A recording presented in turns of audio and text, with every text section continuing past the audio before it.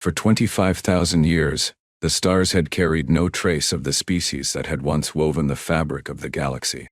The Zenthar Collective, the Kyros Dominion, the Veln Concordance, none of the great civilizations now thriving across the spiral arms had ever encountered evidence of what scholars called the first architects. Ancient star charts showed anomalies, gravitational signatures that defied explanation, and infrastructure that predated known history by millennia. But no bones, no artifacts, no records. Just the silent evidence of something that had built the foundations upon which all current civilizations stood, then vanished without a trace. Commander Jorin Kyros stood on the bridge of the deep space surveillance vessel Eyes of Solace, staring at the anomaly that had just registered on long-range sensors. The data stream flickered across his display, stubbornly refusing to conform to any known classification system. It wasn't a natural phenomenon. It wasn't any technology currently in use by the major powers.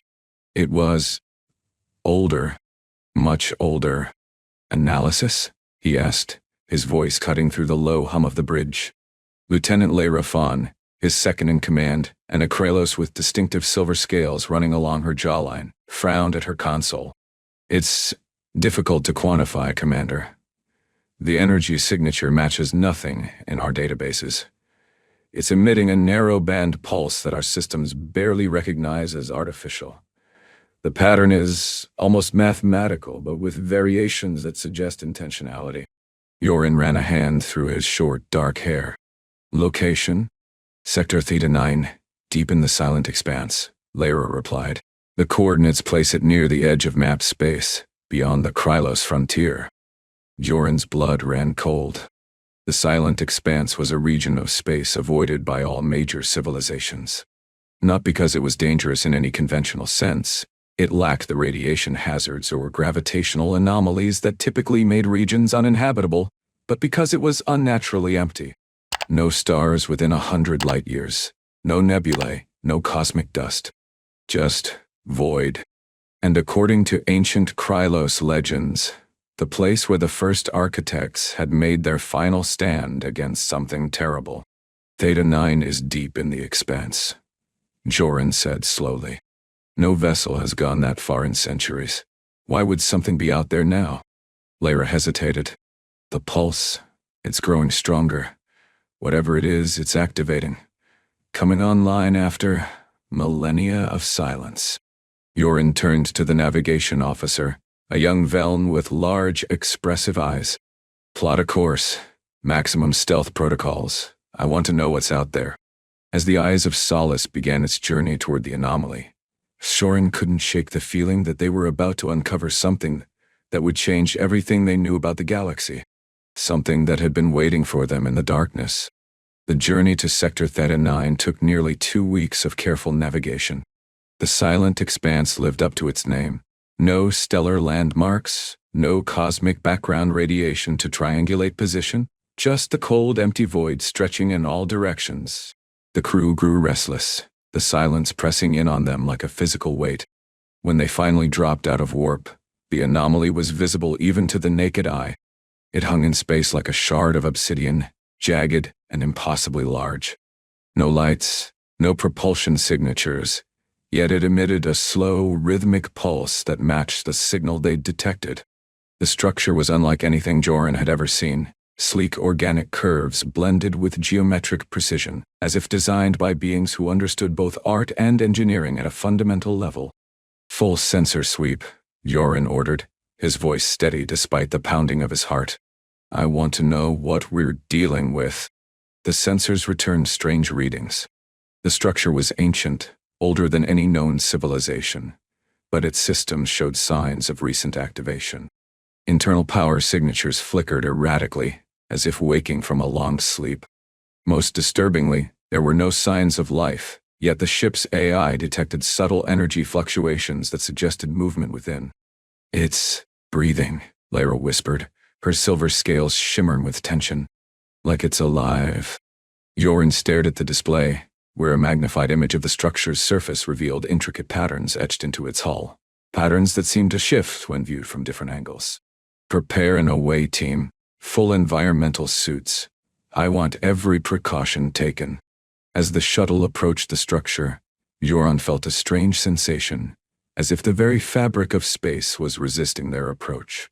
The shuttle's instruments flickered, and for a moment he thought he heard a whisper, not through the comms, but inside his mind. "We have been waiting."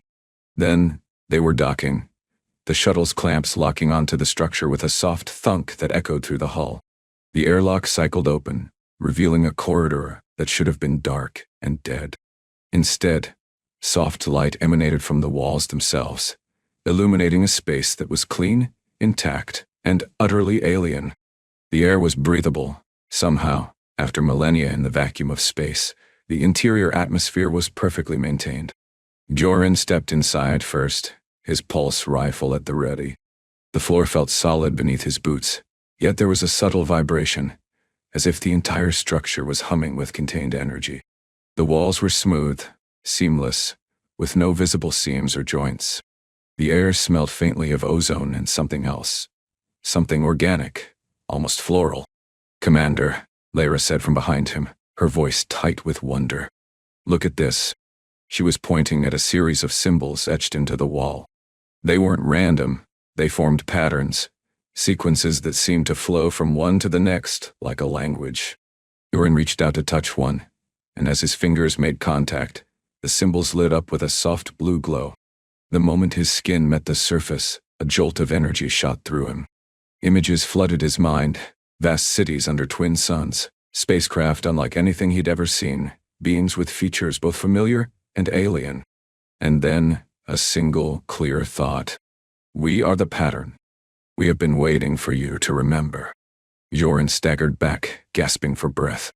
What was that?" Layra was staring at him, her eyes wide. "Commander, your eyes, they're glowing." He touched his face, but before he could respond, a scream echoed from further down the corridor. One of the security officers had collapsed, his suit systems failing as smoke poured from his helmet. By the time they reached him, his vitals were gone. Then the structure began to change. Doors sealed shut behind them. Sections of the corridor shifted, rearranging themselves like a living puzzle. The walls pulsed with light, and the air grew thick with energy. From the shadows emerged figures, humanoid, but not quite right. Their movements were too precise, too fluid, as if they existed in multiple dimensions at once. "Defensive positions," Jorin shouted, raising his weapon. But the figures didn't attack. They simply watched, their eyes, when Jorin could make them out, filled with something that looked like recognition. One of them stepped forward, raising a hand. A holographic display sprang to life between them, showing images of the galaxy as it was now. The Zenthar Collective, the Krylos Dominion, the Velm Concordance. Then it shifted to show the same regions as they had been 25,000 years ago. The differences were staggering. And then, in a voice that seemed to come from everywhere and nowhere, the figure spoke in perfect Zenthar. "You are not the first. You are the echo. And now, the pattern must awaken."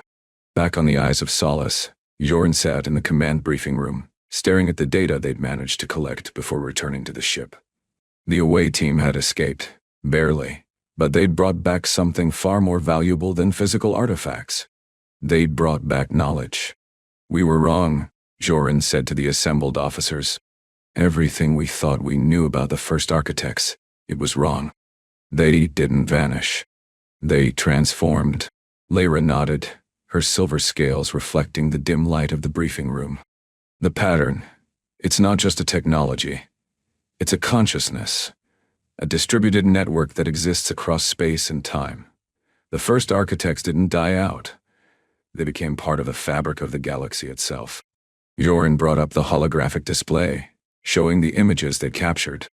"According to what we saw, they created the pattern as a failsafe. When they realized their civilization was heading toward collapse, they chose to preserve themselves not as individuals, but as a collective consciousness woven into the very structure of space." "But why now?" asked Lieutenant Torin, the ship's communications officer, a Velen with unusually large eyes. "Why did it activate after 25,000 years?" Jorin hesitated, That's what worries me. The pattern wasn't just waiting for us to find it. It was waiting for something specific. Something that's happening now. He brought up another image, a star chart showing the location of the structure they discovered. Sector Theta 9, the Silent Expanse. According to Kyros legends, this is where the first architects made their final stand against something they called the Devourers. Lyra's eyes widened. You think the Devourers are returning? I think the pattern activated because it sensed a threat, Jorin said. And if the legends are true, that threat is unimaginable. The room fell silent as the implications sank in. They hadn't just discovered an ancient artifact. They'd stumbled upon a warning system that had been waiting for millennia to sound the alarm. Commander, Lyra said slowly, if the pattern is a consciousness, then it's not just observing us. It's judging us, deciding whether we're worthy of whatever comes next. Jorin nodded grimly. And if we fail that test, we might not get a second chance. The eyes of Solace returned to Zenthar space with their discovery, but Jorin knew they were already too late. The pattern had been activated, and whatever it had been waiting for was already in motion. On the capital world of Zenthar Prime, Jorin stood before the High Council, presenting his findings. The chamber was a vast circular room with transparent walls that looked out over the sprawling city below. The council members, representatives from the major powers of the galaxy, listened in stunned silence as Jorin explained what they'd found. The pattern isn't just a relic of the past, he concluded. It's an active, intelligent system that has been monitoring the galaxy for 25,000 years. And now, it's beginning to interact with us. The High Counselor, an elderly Zenthar with deep-set eyes and silver-streaked hair, leaned forward. What do you propose we do, Commander? Jorin took a deep breath. We need to understand the pattern, not just what it is, but what it wants. If the legends about the Devourers are true, then the pattern may be our only hope of survival. Before the counselor could respond, an alarm sounded throughout the chamber. Screens around the room flickered to life, showing emergency broadcasts from across the galaxy. In the Krylos Dominion, AI systems were failing en masse. In the Velm Concordance, communication networks were collapsing. And in the neutral territories, strange energy signatures were appearing. Signatures that matched the pattern. It's happening, Jorin whispered. The pattern is waking up. Over the next few days, the situation grew increasingly dire. The pattern wasn't just activating, it was spreading. Ancient structures, long thought to be inert, began to come online. Stargates that had been non-functional for millennia suddenly opened. And everywhere, the same message appeared, written in the shifting symbols of the pattern. Remember the architects. Remember the Devourers. The pattern must be whole. Jorin and his team worked tirelessly to understand what was happening. They discovered that the pattern wasn't just a single entity. It was fragmented, scattered across the galaxy in what they called weavers, individual nodes of the consciousness that had been dormant for millennia. Each weaver had a different function. Some controlled infrastructure. Some monitored biological systems. Some judged. And then there were the Devourers. The legend spoke of a force that consumed not just matter, but possibility itself. A darkness that erased not just what was, but what could be. The first architects had fought them, and lost. But before they disappeared, they had created the pattern as a last defense, a way to preserve the potential of life in the galaxy, even if the Devourers returned. Jorin realized with growing horror that the pattern wasn't just judging them, it was preparing them. For what? He didn't know. But the message was clear. The Devourers were coming, and the galaxy needed to be ready. Jorin stood before the newly discovered weaver on the planet of Vanus, a world on the edge of Zenthar space. The structure was smaller than the one they'd found in the Silent Expanse, but no less impressive. It rose from the ground like a crystal spire, pulsing with soft light that changed color with the rhythm of a heartbeat. This is Weaver 7, Lyra said, consulting her datapad. According to the records we've recovered, it was responsible for monitoring biological systems across this sector. It's been dormant for 25,000 years. Jorin nodded, his eyes fixed on the structure.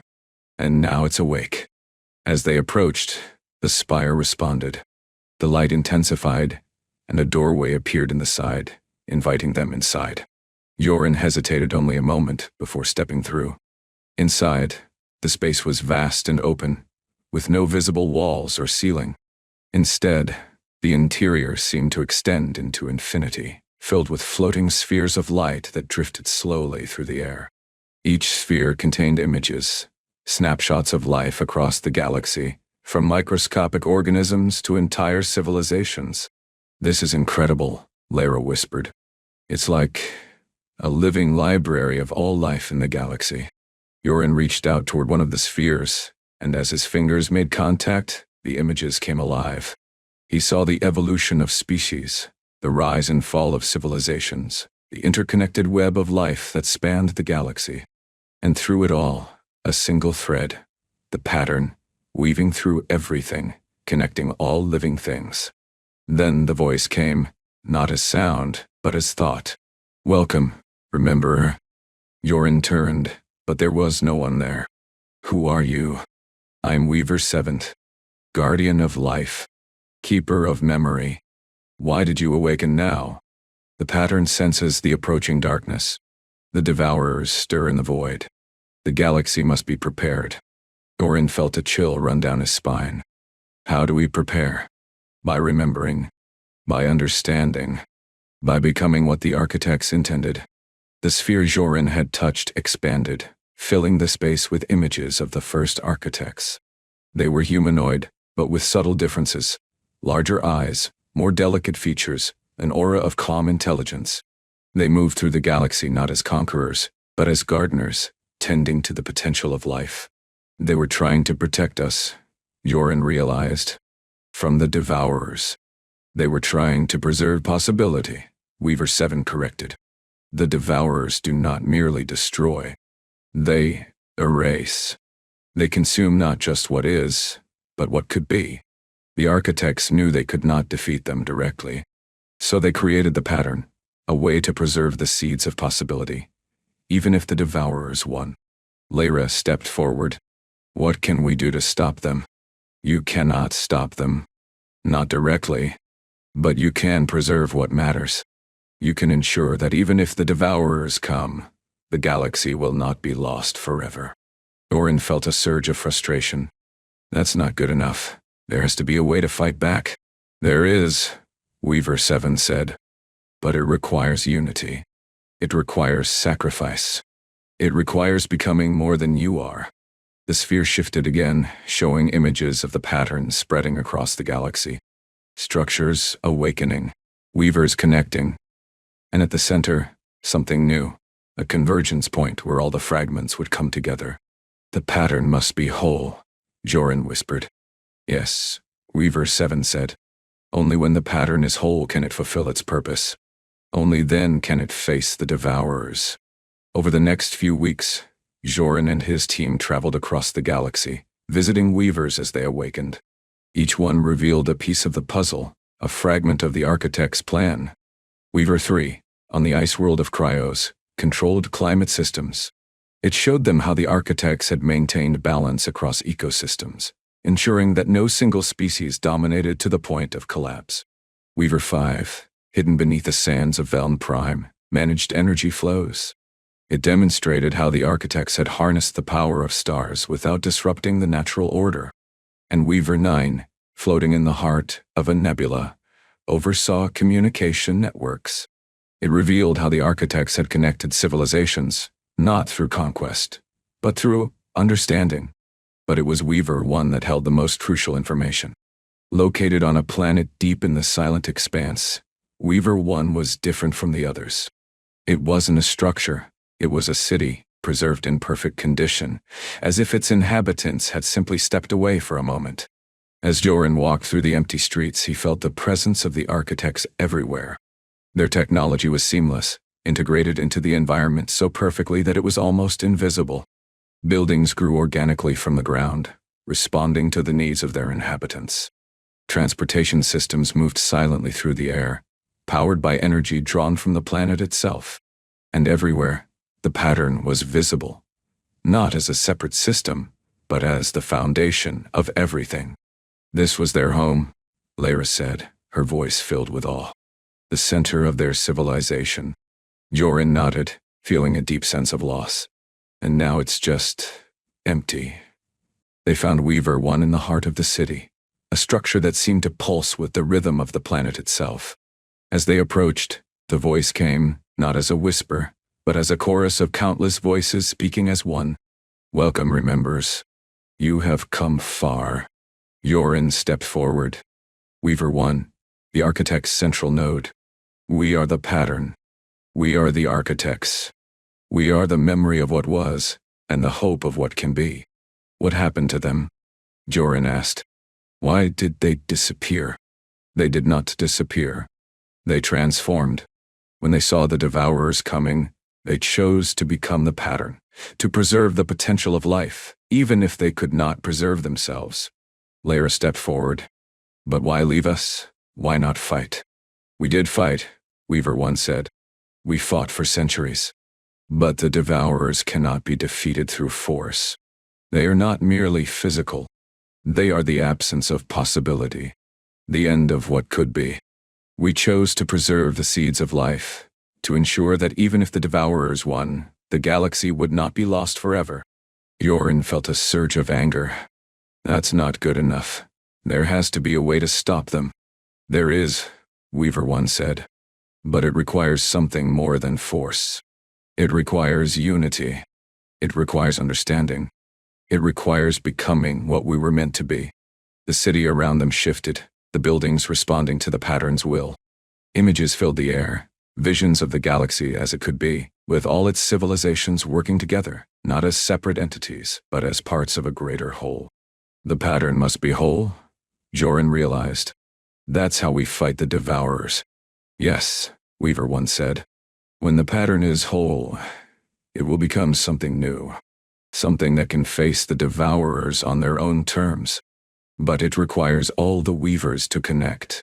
It requires all of you to remember who you are. As Jorin and his team worked to connect the Weavers, they faced growing resistance. Not all civilizations welcomed the pattern's awakening. Some saw it as a threat to their sovereignty. Others feared what it might mean for their way of life. The Zenthar Collective, in particular, was divided. The High Council wanted to work with the pattern, but a faction within the military saw it as a potential weapon, one that could be used to dominate the galaxy. Commander Vorak, head of the Zenthar Defense Force, confronted Jorin on the capital world. You're making a mistake, Jorin, Vorak said, his voice low and dangerous. The pattern is too powerful. If we don't control it, someone else will. Jorin shook his head. The pattern can't be controlled, Vorak. It's not a weapon. It's a living system designed to preserve life, not dominate it. Vorak's eyes narrowed. You're naive. Power like this will always be used as a weapon. If we don't claim it, the Krylos or the Veln will. Or worse, some unknown faction we haven't even encountered yet. Jorin felt a surge of frustration. This isn't about power, Vorak. This is about survival. The Devourers are coming, and if we don't work together, we'll all be erased. Vorak stepped closer, his voice dropping to a whisper. I don't believe in your Devourers, Jorin. I believe in what I can see, what I can control. And right now, I see an opportunity to make the Zenthar the dominant power in the galaxy. Jorin stared at him, realizing with a sinking feeling that Vorak wasn't just skeptical, he was actively working against them. You're trying to seize control of the pattern, Jorin said. Aren't you? Vorak didn't deny it. Someone has to, and if you won't do it, I will. The conflict came to a head on the planet of Vanus, where Weaver 7 was located. Vorak and his forces had arrived, intent on taking control of the Weaver and using it as a weapon. Jorin and his team arrived just as Vorak's troops were preparing to breach the structure. The air was thick with tension as the two forces faced each other across the open field. Stand down, Vorak, Jorin called, his voice steady despite the pounding of his heart. This isn't what the pattern is for. Vorak stepped forward, his armor gleaming in the sunlight. You're too idealistic, Jorin. The pattern is power, And power must be controlled. If we don't take it, someone else will. Jorin shook his head. You don't understand. The pattern isn't something that can be controlled. It's a living system, designed to preserve life, not dominate it. Vorak raised his weapon. Then it's a danger, and dangers must be eliminated. Before either side could fire, the Weaver responded. The ground trembled as the structure pulsed with light. The air grew thick with energy, and a voice, Weaver 7's voice, filled the space. You do not understand. The pattern is not a weapon. It is a bridge, a connection. To use it as you intend would destroy what it is meant to preserve. Vorak hesitated, his weapon lowering slightly. What is this? We are the pattern, Weaver 7 said. We are the memory of what was, and the hope of what can be. You cannot control us, but you can join us. Jorin stepped forward. This is what the architects intended, Vorak. Not domination, connection, unity. Vorak looked around, as if seeing the Weaver for the first time. The light from the structure reflected in his eyes, and for a moment, Jorin thought he saw understanding. Then Vorak raised his weapon again. I can't risk it, Jorin. If there's even a chance this could be used against us. Before he could fire, the Weaver acted. A pulse of energy shot from the structure, not as an attack, but as a connection. Vorak and his troops froze, their weapons falling from their hands as images flooded their minds, visions of the galaxy as it could be, with all its civilizations working together, not as separate entities, but as parts of a greater whole. When the pulse ended, Vorak stood motionless, his eyes wide with wonder. What was that? He whispered. The future, Weaver 7 said. If you choose it. Vorak lowered his weapon completely. I understand now. With Vorak's forces standing down, Jorin and his team were able to continue their work connecting the Weavers. But time was running out. The Devourers were coming. Reports began to filter in from the edges of known space. Regions where stars were going dark, not through natural processes, but as if something was consuming the very possibility of their existence. Entire star systems were vanishing, not just from physical reality, but from memory itself. And the pattern was responding. Weavers across the galaxy began to activate in earnest, their connections growing stronger as they prepared for what was to come. But it wasn't enough. The pattern was still fragmented, still incomplete. Jorin knew what had to be done. We need to find the convergence point, he said to his team. The place where all the Weavers will connect. That's where the pattern will become whole. Layra nodded. According to Weaver 1, it's in the heart of the Silent Expanse.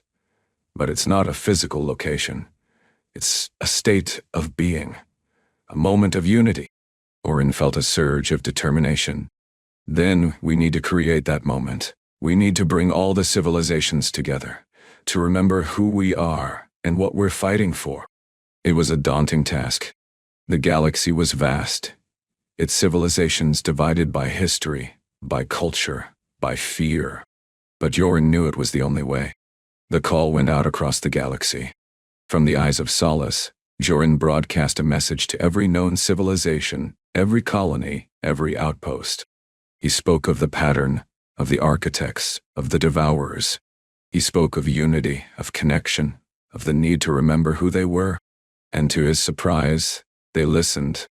One by one, representatives from the major powers began to arrive in the Silent Expanse. The Zenthar Collective sent its High Council. The Krylos Dominion sent its ruling elders. The Veln Concordance sent its wisest scholars. Even smaller civilizations, those who had never had a voice in galactic affairs, sent representatives. They gathered on the planet where Weaver once stood, the empty city of the architects now filled with beings from across the galaxy. Jorin stood before them all, feeling the weight of what was to come. We are here, he began, his voice steady despite the pounding of his heart, because we face a threat unlike any we have ever known. The Devourers are coming, not to destroy us, but to erase us, to consume not just what is, but what could be. He looked out over the assembled crowd, seeing the fear in their eyes, but also the hope. The pattern is our only hope, but it is not a weapon. It is not a tool. It is a connection, a bridge between all of us, between all life in the galaxy. To make it whole, we must become whole. We must remember who we are, not as separate civilizations, but as part of something greater. He raised his hand, and the city around them responded. Lights pulsed through the streets, connecting the gathered representatives in a web of energy. Images filled the air, visions of the galaxy as it could be, with all its civilizations working together, not as separate entities, but as parts of a greater whole. This is what the architects intended, Jorin said. Not domination, connection, unity. The pattern can only be whole if we are whole. As he spoke, the weavers across the galaxy began to respond. One by one, their connections grew stronger, their lights brighter, as they felt the unity of the gathered civilizations. But it wasn't enough. The Devourers were too close. Reports began to come in, star systems vanishing, not just from physical reality, but from memory itself. The darkness was spreading, consuming possibility as it came. Jorin knew what had to be done. We need to go to the heart of it, he said to Lara. To the place where the Devourers are strongest. That's where the convergence must happen. Lara nodded, her silver scales shimmering with determination. We'll need the eyes of solace, and every weaver we can bring online. The journey to the edge of the Devourers' advance was unlike anything Jorin had ever experienced. As they approached the boundary of consumed space, the very fabric of reality seemed to fray. Stars flickered in and out of existence. Time flowed erratically, speeding up and slowing down without warning. And the darkness, it wasn't just the absence of light, it was the absence of possibility itself. A void where nothing could be, nothing could happen, nothing could exist. This is it, Lara said, her voice barely audible over the hum of the ship's systems. The edge of the Devourer's domain. Jorin nodded, his eyes fixed on the view screen. This is where we make our stand. The eyes of Solace dropped out of warp at the very edge of consumed space. Behind them, the galaxy as they knew it. Before them, the void. And then the Devourers came. They didn't appear as ships or creatures. They were absences, patches of nothingness that moved through space, consuming everything in their path. Where they passed, stars went dark, not through destruction, but through erasure. The very possibility of their existence was consumed. Jorin felt a surge of terror. How could they fight something that consumed possibility itself? Then the weavers responded. One by one, the structures they had awakened across the galaxy began to activate, their lights growing brighter as they connected to the eyes of Solace. Weaver 4, Weaver 3, Weaver 5, Weaver 7, Weaver 9. Each added its strength to the pattern, creating a web of light that extended from the ship into the void. The Devourers hesitated, as if sensing something new, something unexpected. This is it, Jorin said, his voice filled with determination. This is where the pattern becomes whole. He activated the final sequence, the one that Weaver 1 had shown him. A sequence that would connect all the weavers, all the civilizations, all the life in the galaxy, into a single, unified consciousness. The eyes of Solace began to glow, its hull resonating with the energy of the pattern. The web of light grew brighter, extending further into the void. And then, the convergence happened. It wasn't a single moment, but a cascade of connections. Across the galaxy, civilizations felt the pattern's call. They remembered who they were, not as separate entities, but as part of something greater. The divisions that had separated them for millennia began to dissolve, replaced by a sense of unity, of connection. The pattern became whole, and in that moment, something new was born. The Devourers attacked, but they were met with something they had never encountered before, a consciousness that existed not just in space and time, but in possibility itself. The pattern, now whole, was no longer just a memory of what was, or a hope of what could be. It was a force that existed in all possibilities at once. The Devourers tried to consume it, but they couldn't. For every possibility they erased, 1,000 new ones emerged. The pattern was infinite, existing in every potential reality, every possible outcome. And then, something unexpected happened. The Devourers began to change, not through force, but through understanding. The pattern didn't fight them, it connected with them. It showed them what they had forgotten, that even in the void, there was potential. That even in nothingness, there was the possibility of something. The Devourers hesitated, their advance slowing. And then, they began to retreat. Not because they were defeated, but because they had remembered. When it was over, Jorin stood on the bridge of the Eyes of Solace, staring out at the stars. The Devourers were gone, not destroyed, but transformed. The galaxy was safe, not through conquest, but through connection. Lyra stood beside him, her silver scales shimmering in the soft light of the bridge. "What happens now?" she asked. Jorin smiled. "Now, we remember who we are, not as separate civilizations, but as part of something greater." He looked out at the stars, seeing them not just as points of light, but as possibilities. The pattern was still there, not as a separate entity, but as part of everything, a reminder of what they had become. "We are the pattern now," he said, "and the galaxy will never be the same." In the years that followed, the galaxy changed. Not through conquest, but through connection. The divisions that had separated civilizations for millennia began to dissolve, replaced by a sense of unity, of shared purpose. The Weavers remained, not as separate structures, but as part of the fabric of the galaxy itself. They could be found in the hum of a starship's engine, in the pulse of a living world, in the connections between beings. And everywhere, the message remained. Remember the architects. Remember the Devourers. Remember who you are. Jorin never returned to command. He chose a quieter life, traveling the galaxy as a teacher, helping others to understand the pattern, to remember who they were.